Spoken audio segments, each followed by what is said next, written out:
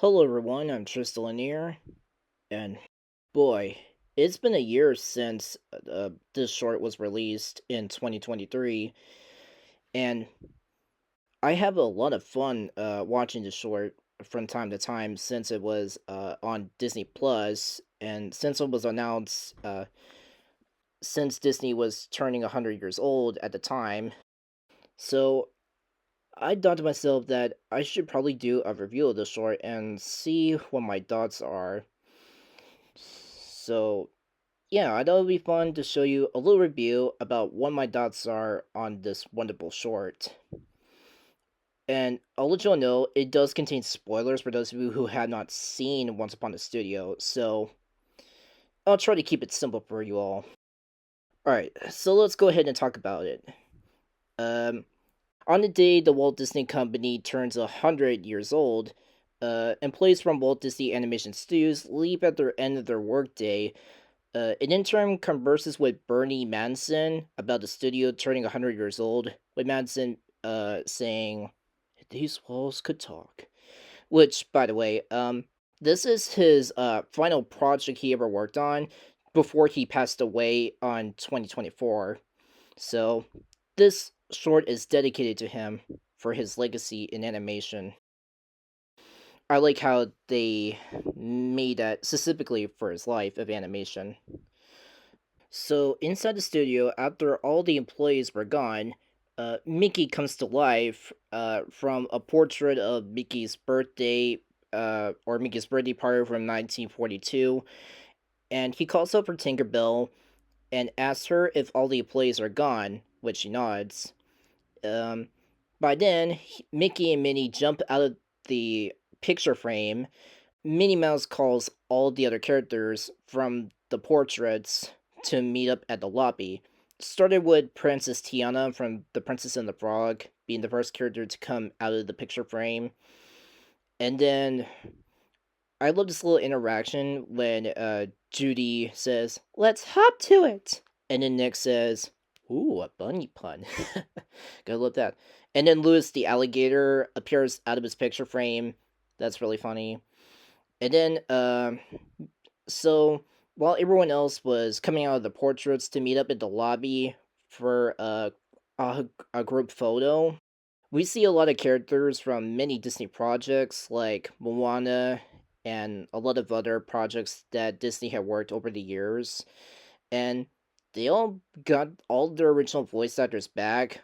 Well, besides all that, most of the characters had their recycled recordings that Disney had kept in with all of the audio from the original actors who previously passed away since they worked on many different films at the time.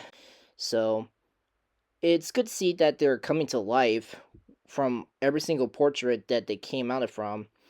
And I was really excited to see all of them coming to life. So then Peter Pan flies by over to Minnie to call the rest of the others. And then we get this beautiful, wonderful shot with Peter Pan flying through the room with the camera moving by, showing every single character coming out of their portraits, including Maui from Moana, which I'm really surprised that they got Dwayne Johnson, The Rock, to recast this role for the short. And that's really awesome. And then we get to see Aladdin and Abu and all other characters. And even the characters from Prep and Landing, which I have not seen, because I don't think I ever seen Prep and Landing before in my whole life, because I know it was around like uh, 2010 or something when that was on NBC, but I don't know. I haven't seen their special TV show or whatnot, but either way, though, I never really watched it. And so then Moana herself appears out of nowhere, but she then catches Flounder in her hands because Flounder is unable to breathe out of the water. And then she takes Flounder over to a different room where Cogsworth and all the other characters are at because he's saying, "Oh, no, no, no, there's no time for tea." And then Moana asks for Merlin for a little help because Flounder is out of breath and unable to breathe. And so Merlin helps out to bring in Mad Hatter to help to save Flounder's life from breathing. And I'm real surprised that they got Alan Tuck to voice Mad Hatter because he's the voice of King Candy from Wreck-It Ralph. So it's real excellent to hear him say, "Oh waiter, there's a cop in my cap." That's really funny. And then we see Anna and Elsa passing by Stromboli from a vending machine. And then Anna asks, "Do you think all of the villains will show up?" And then Hans is about to jump out of his picture frame, and then Elsa freezes him in place before he could escape, as she says, "Not all." So yeah, that was really cool. And then we get to the elevator scene with Donald Duck, with Carl the robot from Meet the Robinsons saying, "Going down?"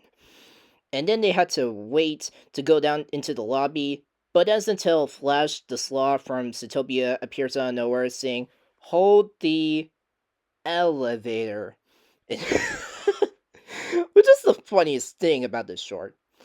And then we cut to Olaf in a different room where we see him doing something. I'm not really sure what he's doing. And then we actually get to hear Timon's voice actor from The Lion King 1.5 reprising his role as Timon himself. I like this line where he says, "Hey Frosty, shake a leg, will ya?" And that just always puts a smile on my face. I really love Timon in the short. And then we get to see the genie himself. And he magically puts Olaf back together after scaring him, after he says, I haven't seen a fall like that since Rome." And I'm really glad they kept the Robin Williams voice, although he basically died in 2014. But I'm really glad that they actually included an outtake, which was originally in Aladdin, because that's one of the many lines that Robin Williams said, but it wasn't in the final cut of Aladdin. It was one of the many outtakes that he made for Genie specifically, so I'm really glad they kept that in there. And then we cut to which probably maybe the men's bathroom or something when they were getting ready. We get to see Gaston and a lot of other characters, the Headless Horseman and all that. And then, right out of nowhere, you saw something that I'm always familiar with, as it's relevant to this channel. The one and only, the Zach Braff chicken himself, Chicken Little, which surprisingly caught my attention. I was completely forgetting that I always thought to myself that they had to include Chicken Little in the shorts because I've always loved that movie as a kid. Now that I loved it even more as an adult. Although some people don't like it that much because of the, how the story was written. So yeah, and then Cheshire Cat appears out of nowhere, and that was really fun. And then we cut to other characters like Winnie the Pooh, and he's stuck in his portrait, and Christopher Robin, Kinga, and Eeyore are trying to get him out there with the recording of the original actor for Winnie the Pooh, which was his recycled line from when he gets stuck in Rabbids' house after he ate all the honey from his house. "Oh, help and Bud, I'm stuck." I just loved that. I just loved how they kept that in there. And so we see other characters like uh, Kristoff and Spam reacting to the puppies from 101 Dalmatians watching Fantasia or something. And then Churbug Nog, or whatever his name is, appears out of nowhere, scaring the puppies, and then they run over Scrooge McDuck with the money, and then Robin Hood and Little John appear, taking the money away from him and saying, "Udo Lally," which such a classic line. And then we cut back to the elevator with Flash finally arriving very slowly, and then Baymax, which of course you can't forget about Baymax, appears out of nowhere, squeezing into the elevator, and we get to hear Donald's iconic scream. Although I'm not really sure if it's iconic or not, but that scream from Donald Duck, which is interesting. And then we see Splat from Strange World interacting with Ursula, who's falling in love with her. And then we see a lot of other characters that I forgot the names of. And then we see Ka from the Jungle Book hypnotizing Clarabelle the cow. And then Rapunzel appears out of nowhere saying, "Don't worry, Mickey, I got this." And then she attacks Ka with her frying pan. And then we get to see the portrait of Walt Disney himself.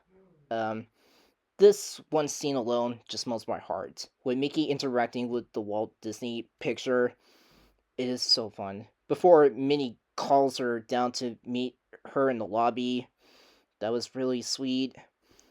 I just love this little line of dialogue where he says, "Gotta go, on with the show." I love that line.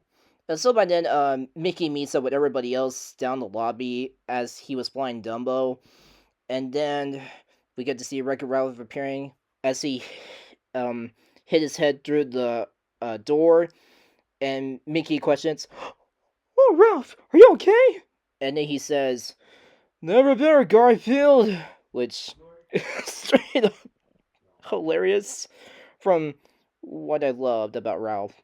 I've always loved Wreck-It Ralph. He's my favorite character from Disney.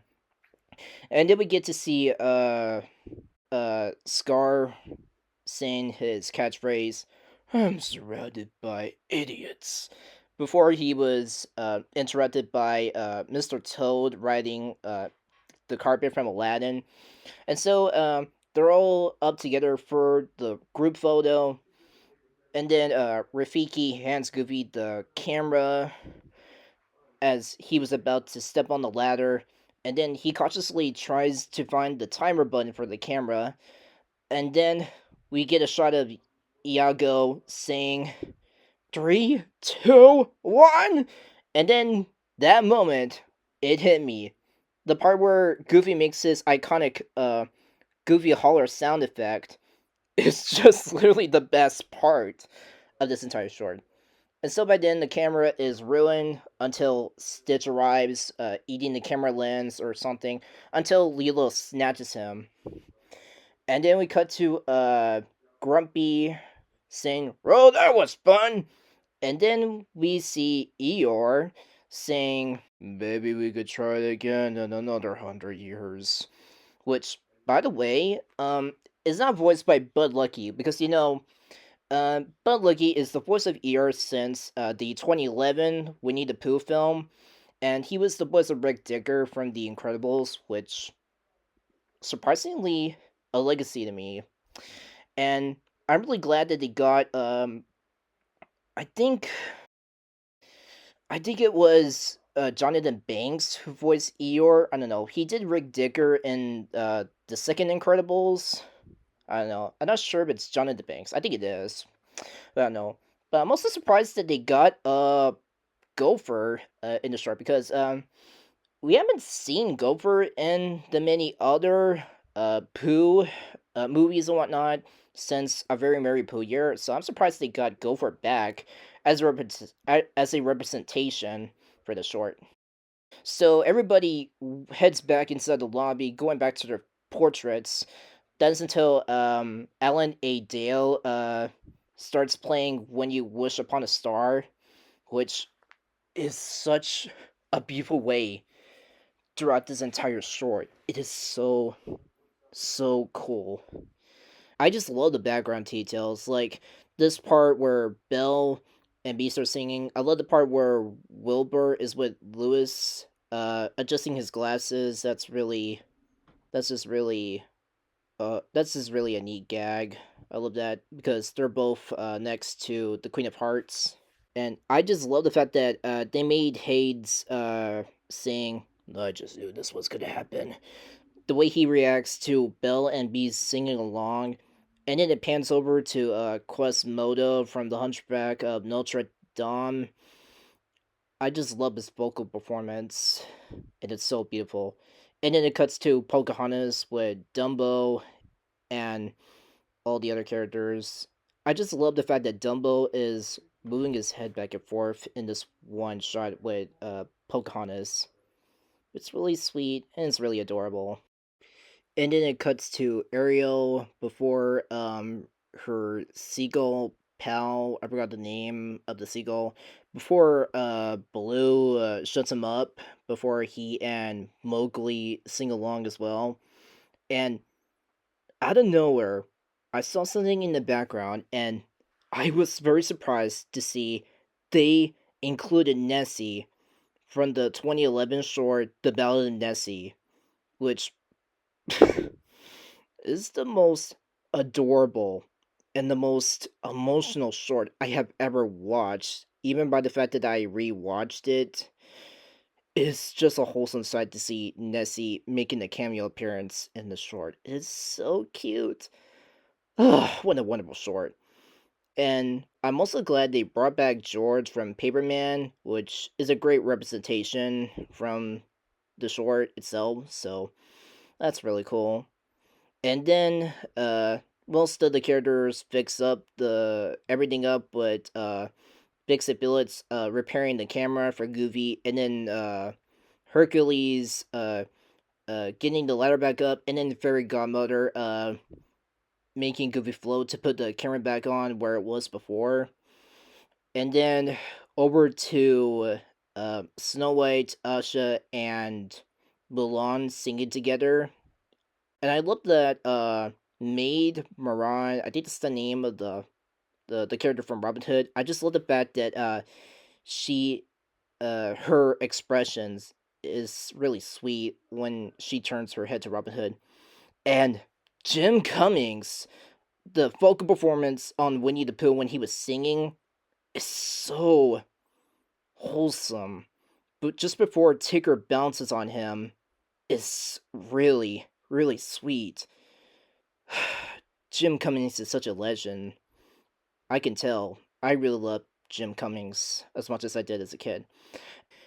And then we cut to Jiminy Cricket singing along because he was the one who sung "When You Wish Upon a Star" in Pinocchio, which really did took a tear off my eye, and I thought how beautiful it sounded.